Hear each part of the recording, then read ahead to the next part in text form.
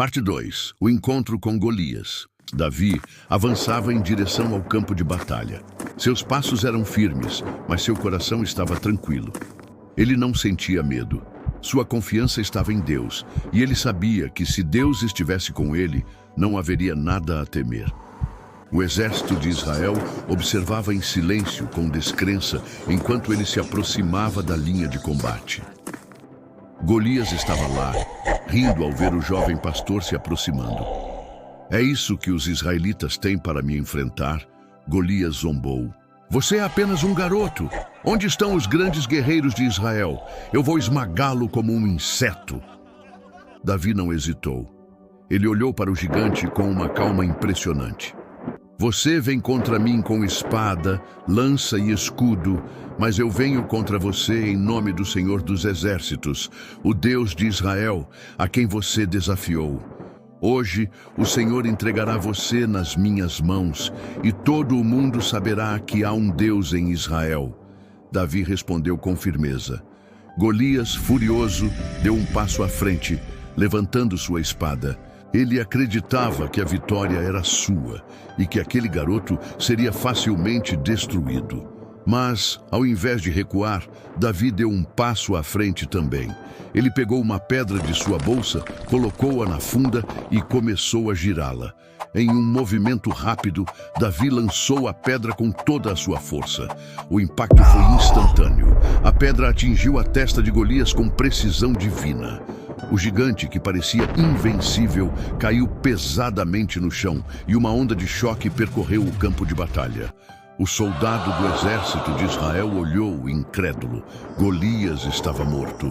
O silêncio no campo de batalha foi ensurdecedor. Por um momento, ninguém se atreveu a se mover. Os soldados de Israel estavam estupefatos, os filisteus atônitos. O gigantesco Golias, o campeão temido, estava estendido no chão, imobilizado, com a testa perfurada pela pedra lançada por Davi. O som de sua queda reverberou no campo, como um trovão distante. Davi, sem hesitar, correu até o corpo do gigante.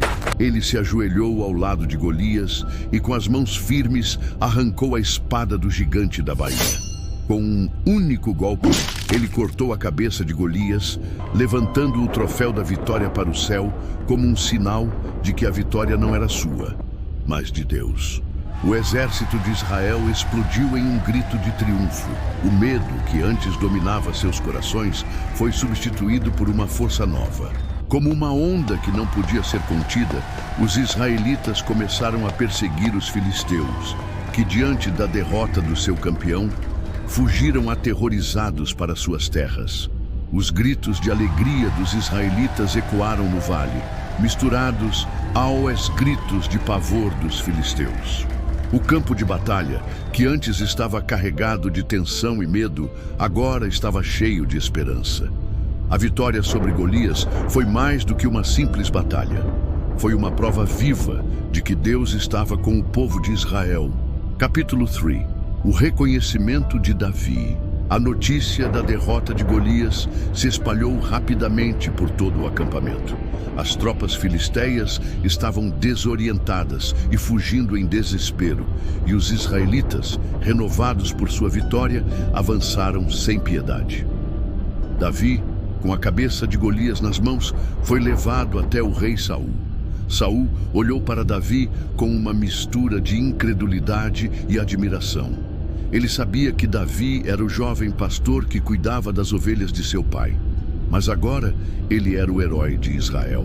A coragem e a fé de Davi haviam dado ao povo de Israel a vitória sobre o inimigo. E o rei não pôde deixar de se sentir imensamente grato. Você foi quem fez isso, Davi? Perguntou Saul, sua voz cheia de incredulidade. Não foi por minha força ou habilidade, Rei Saul, respondeu Davi humildemente. Foi o Senhor que me deu a vitória. Ele me ajudou a derrotar o leão e o urso, e hoje ele me livrou das mãos de Golias. A vitória não é minha, mas de Deus. Saul olhou para o jovem pastor com admiração. Ele nunca tinha visto tamanha fé e coragem em alguém tão jovem. Davi, com sua humildade, não buscava fama ou glória. Sua única preocupação era com o Deus que lhe deu força para lutar. Davi, você agora será uma parte importante de meu exército. Sua coragem e sua fé são exemplos para todos nós, disse Saul. Ele sabia que Davi não seria apenas um herói temporário, mas alguém com um destino grande e importante pela frente. Enquanto isso, os outros soldados começaram a se aproximar, e Davi foi saudado como um herói. As mulheres de Israel, que antes estavam em silêncio, começaram a cantar. Saul matou seus milhares, mas Davi, seus 10 milhares. As palavras enchiam o ar, e a voz de Davi ressoava como um eco no coração de todo o povo. Ele não havia apenas vencido uma batalha, mas também conquistado o coração do povo de Israel. Ele agora era mais do que um simples pastor. Ele era um líder, um símbolo da força de Deus em meio ao caos. Capítulo 4. O caminho para o trono. Nos dias que se seguiram, a vitória de Davi sobre Golias não apenas trouxe paz ao reino de Israel, mas também marcou o início de sua ascensão. Saul, embora ainda o reconhecesse como um aliado importante, começou a sentir uma sensação crescente de inveja e medo do jovem pastor. O povo o amava e sua popularidade estava aumentando rapidamente. Ele sabia que algo precisava ser feito para conter o poder de Davi. O relacionamento entre Davi e Saul começou a se complicar.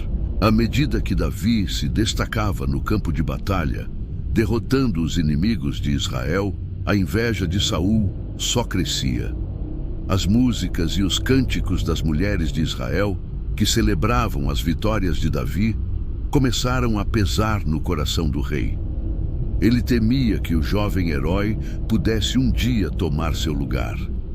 No entanto, Davi continuava com seu coração voltado para Deus, sempre lembrando-se de que sua verdadeira força não vinha da adulação do povo ou das vitórias nas batalhas, mas de sua fé inabalável em Deus. Ele sabia que Deus havia o escolhido para um propósito maior e que, enquanto estivesse no caminho de Deus, nada poderia impedi-lo.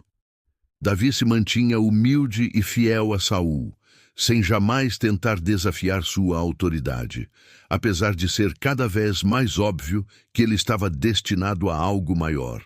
Sua coragem no campo de batalha, sua fé inabalável e seu caráter puro começaram a moldá-lo para ser o próximo rei de Israel.